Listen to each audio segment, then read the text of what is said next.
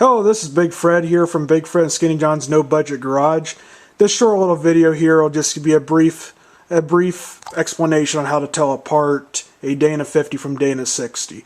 A lot of people out there who want to do one-ton axle swaps on Jeeps, Suzuki Samurais, or whatever else what other 4x4 out there that you're planning on to do a swap on, will run into the issue when they're pulling Super Duty axles.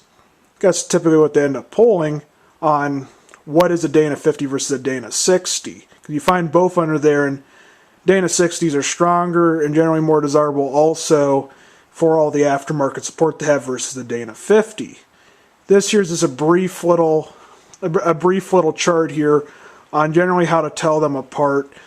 I'm not going to say I'm an expert on this, and actually I fully encourage anyone who knows anything else about to put it in the comments, because this video is just to help people out who are on the fly. They find themselves in a junkyard trying to figure out which is which because they just have the opportunity in front of them to go pull Super Duty axles. I found myself in that at one point, and I briefly searched the internet, and there really wasn't a good short explanation on identifying them from each other.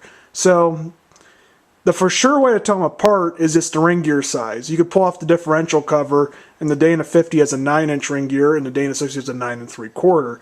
That's a very sure, if you're questioning it or anything, is one of the best ways to tell them apart.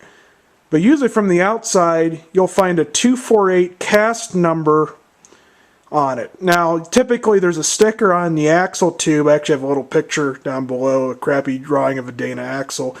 There's usually a sticker found on there, and you'll find that 248. If I'm correct, I believe it's actually the ring gear size, probably in millimeters or something along those lines.